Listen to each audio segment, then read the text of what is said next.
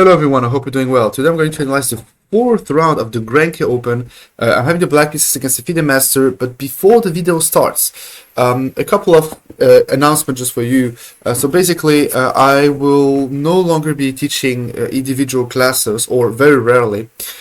Basically, I have two things going on. There's a 2000 ELO course which is available on howtogetbetterchess.com. Also, there is a newsletter for free if you really want to get weekly chess tips, weekly chess analysis. Sometimes, I'm not spamming you. And also, there is the online chess club. Basically, every single information is in the description. So I'm just inviting you to go check the description if you're interested at improving faster than you ever thought was possible. I just need to let the dog go out. Alright, so I'm playing against the FIDE master, and at the same time in this video I will be teaching you how to eventually get an advantage and sometimes very simple wins against the Carokann. So the Carokann is a very hard opening to play nowadays. There are so many anti-Carokanns, and I'm not talking about the exchange Carokann, which is alright for black. I'm not even talking about the pan-off or anything. I'm really talking about sidelines, like the line that we will see today. So my opponent went e4, I played c6, Carokann. He went knight c3. Yeah, knight c3. I went d5. Did he do that? Yes, he did. d4. I captured knight takes. I played knight f6.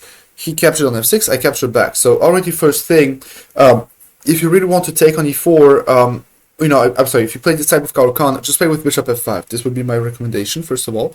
But second thing is, I played knight f6, which is a decent variation. Captures, captures. And he went pawn to c3. So for those of you who saw my other video on how to win with the Carokann, beat the Carokann with 92 first, this is basically the game that is related, or this is the game that basically influenced me to record and create the other upload. So after c3 I went bishop d6, he went bishop d3, I castled, and here normally white goes queen c2, which, normally, white goes queen c2, trying to attack the pawn. I have the opportunity of bringing my rook into the game with check, so I go for check. White plays knight e2, I play h5, and there are a lot of uploads, a lot of games possible. For example, if you short castle, I have to play h4 just to prevent knight g3, this type of thing. But my opponent went knight e2 first. That changes something. I didn't care during the game. And I basically played rook e8 as always. It's just that now it's no longer a check. And if he goes queen c2, then we're transposing. The problem is he castles. And as explained in the other video already, this is the moment when I realized, oh my goodness, I think I might have messed up. Because I remembered during the game that I've lost against this type of setup so many times already online. And this is, and I know that I can just lose immediately. So I thought, okay, let's just play it correctly. I went, I think, knight d7. Yes, I did. Now, after knight d7, he surprised me, and this is when I realized, oh my goodness, I'm dead lost. He went knight g3, and I realized that, oh my goodness, the f5 square.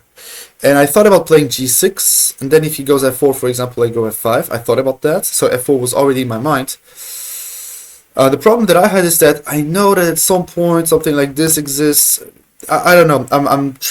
I'm basically jiggling between the games that I've lost and potential good ways of playing, and I simply didn't know what to pick up, and I decided to just play it the way it is, and I played the move knight f8.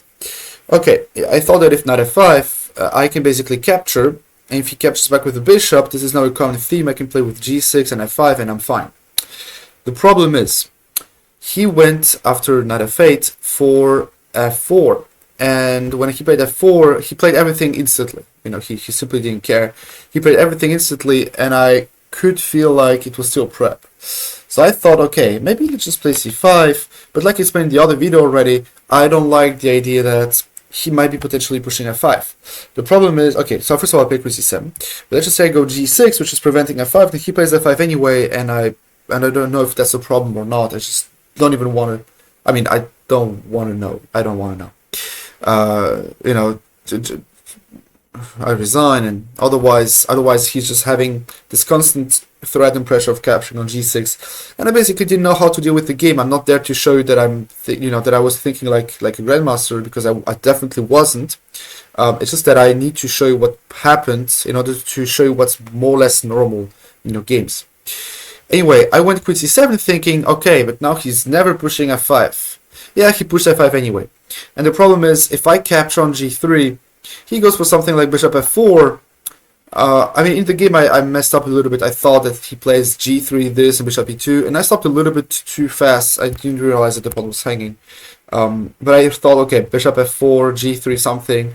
He told me afterwards that he can just play rook f3, queen d2, and then it's just much better for white, which it is. And therefore, I decided to basically play...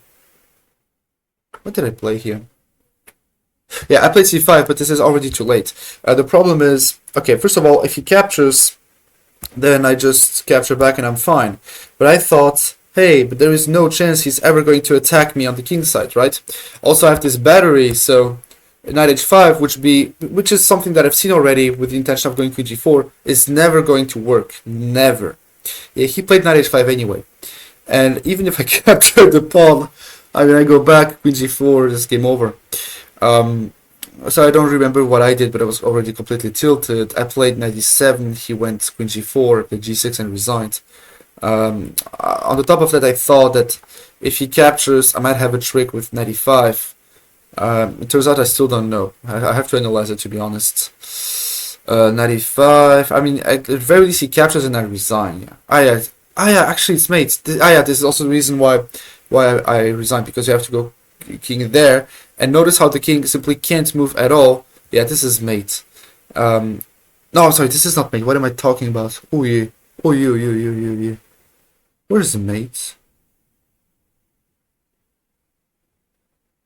Wait, where is checkmate?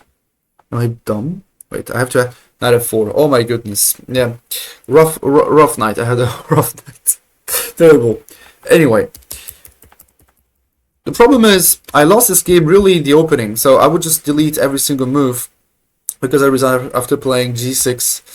I think I didn't, I don't remember if I allowed him to play f takes g6 or not, but let's just analyze it with the engine, because you can just see that for someone that simply doesn't really know about this line, it's very simple to get an advantage here as white. So let me just show you what the engine thinks about this whole game, because the engine, oh my goodness, the engine. Okay, so he played a perfect game. No nerves were invested in this game, and basically everything here was alright. Knight e7 is good. It's just that here I have to play g6 basically. If you ask the engine, okay, this is the weak engine. If you start a good engine on Leech, as it says g6, just because even though you can play bishop h6, I can still play with f5, and this is closing one diagonal, and the holes of the dark squares it's not really a problem. You will play this. Maybe you will also play something like that. Bishop e6 at some point, just to prevent those pawns from just advancing and mashing forward. So this would be the right approach here for black. I mean, I will still have to analyze it for my further games, especially now since I'm showing every single game online. But yeah, after f4, the engine says here in this position that it's equal, but I have to play c5, but this is super hard. And I thought about c5, of course. But I thought at the very least he goes d5, which is the engine move. And I can prevent him from pushing c4. And I mean, I can play b5, and he will just play c4 and get those pawns in the center. And yeah, this is basically a problem. Now, like I said, the best option would just be to play g6 and play f5, and this is just a very good way of defending yourself. Alright, this was a very short video. I definitely appreciated the way I digested this loss, because I lost this game. But then I directly went to the next round. Basically lost me 30 minutes. So I went to the next round, and I've played against a young 2,000 FIDE rated player who's 11 years old.